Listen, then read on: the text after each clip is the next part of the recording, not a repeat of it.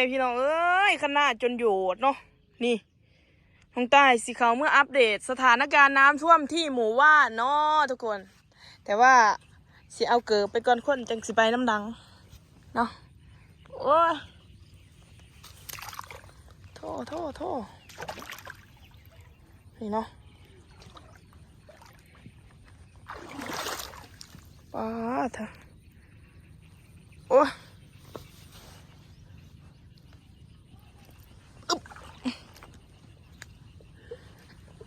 ป้าน้องพี่น้องขนาดก็คือแบบสิไปบ่ได้เดี๋ยวสิเขาเมื่อเบิ่งหมู่บ้านว่าเป็นจังไรเนาะ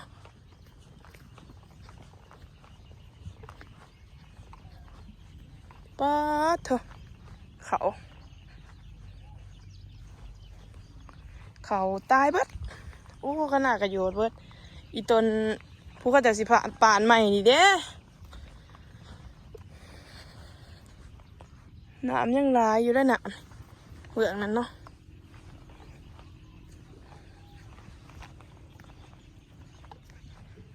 ตอนนี้น้องตายก็นั่งสิยางเขาเมื่อหมู่บ้านบ้านน้องตายเนาะ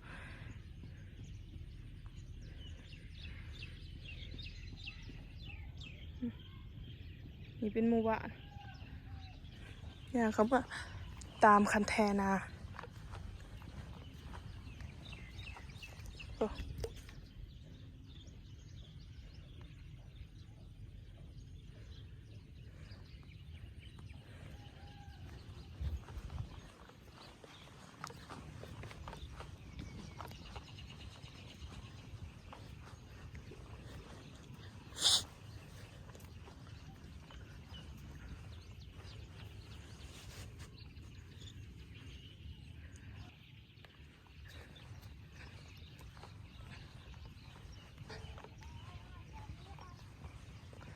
โอ้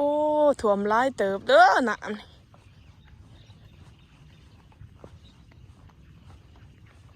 ขันหน้าก็ขาดเป็นขั้นอยู่เนาะเห็นบ่ขาดดิเนี่ยขั้น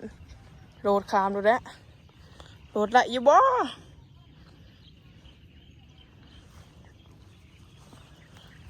อึบ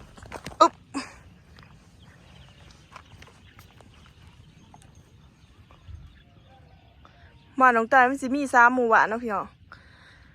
แต่ว่ามันสิเป็นแบบหมู่บ้านเด็กน้องตายนอนหน้าบ้านกับบริยู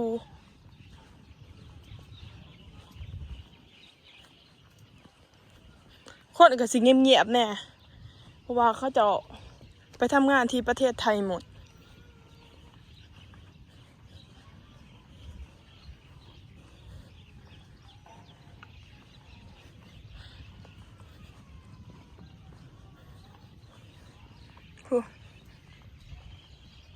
มึงเด้อเมื่อวานเขาจะสิถามมาเฮ้ยเป็นไรตาย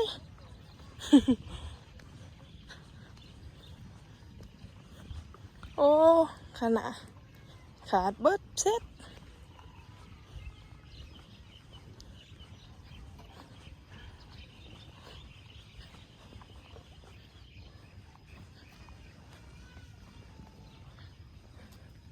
นี่ก็จะมุ่งหน้าเข้าหมู่บ้านแล้วทุกคนโอ้ขนาดก็ขาดเป็นบอนเนาะแบบมันเปื่อยไปน้ำหนามเบิดนะพี่น้องนี่อึบ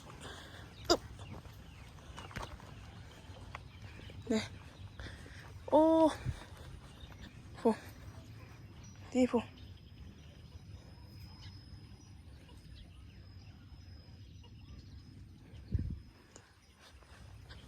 นี่ก็จะเป็นหมู่บ้านแต่ว่าบ่ค่อยมีคนหมู่บ้านร้าง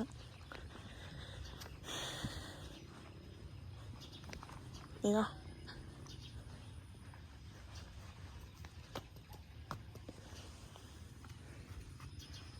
โอ้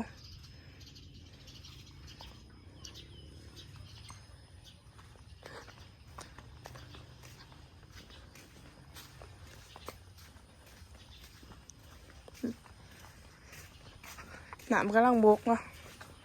มันกับสีเมืองเนี่ยจักหน่อยพี่น้องมีแต่ขี้ตมเนาะ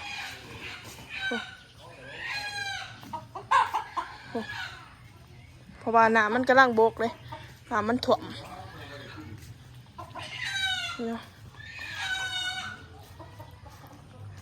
นี่โอ้น้ำมันบกอะ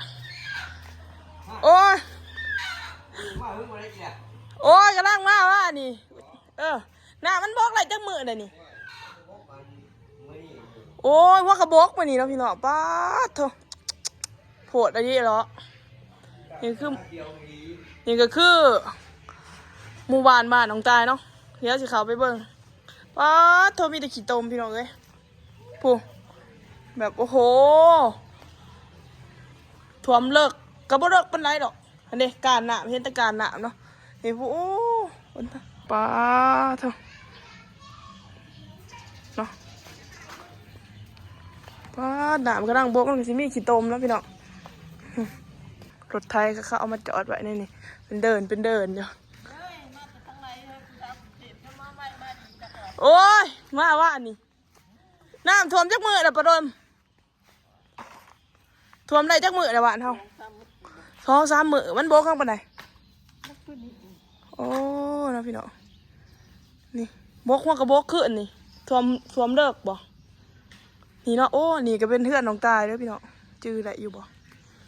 ป้าเถอะบัดซบขนาดเลยนี่ป้าเถอะเห็นบ่เขาจะยังเอาเพื่อจอดไว้กระล่างกันเนาะนี่โอ้นี่ข้าวกับยังเสบียงเอาไปกินในเลือดต้มหอยนี่เนาะนี่เห็นบ่เพื่อยังจอดไว้อยู่นี่น้ำมันหัวกระบอกบ่นี่เนาะมาว่านี่เช็ดให้ตีบนัดกันบ้านเช้ามาก่อน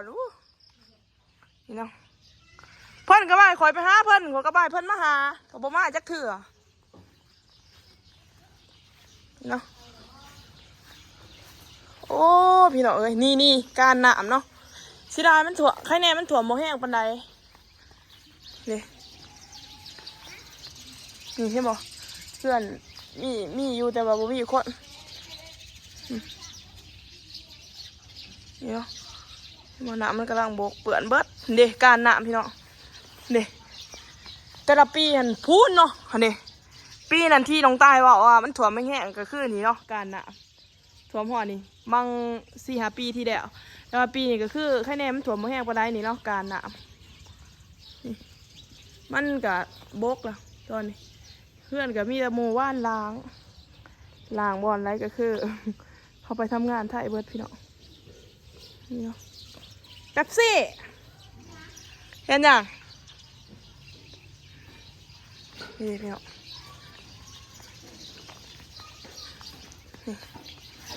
การน้ำถ่วมโมแห้งปานใดแต่ว่าเขาจะว่ามันยังสิมาอีกอยู่เนาะนี่ก็พี่แต่แบบว่าเพื่อนผมมีคนเขาจะไปทำงานที่ประเทศไทยหมดนะเดี๋ยวน้องแต่สิมาอัปเดตให้เบิ่งเนาะ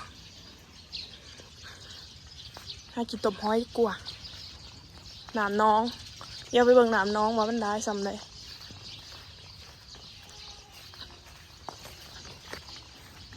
เนาะโอ้มีคนอยู่ด้วยพี่น้องนี่แหละบ้านก็มีเนาะ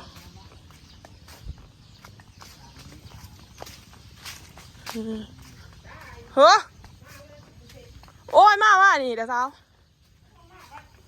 มาแล้วขนมบะหมี่นะโอ้ยไปเอาตีเงินจังไหนเงินค่ารถจังสิบ่พอนี่เนาะพี่น้องน้ำน้องโอ้เหือกกะมี่โอ้เขาจะใส่หม้อเนาะนี่ก็คือทางคอนกรีตไผ่สิขี่ที่ผ้าขี่ที่เนาะนี่เนาะนี่แล้วก็มิตรบาลสำหรับคลินิกกับสิโจเพียนสมีเดอร์ขอบใจกับคุณที่เขามาเบิ่งคลิปเนาะพอกันใหม่คลิปหน้าเด้อฝากกดไลค์กดแชร์กดติดตาม เพื่อเป็นกำลังใจให้น้องตายเด้อพี่น้องสำหรับผู้ใดที่อยากสนับสนุนเนาะฝากเบิ่งโฆษณาในเด้อจ้าบ๊ายบาย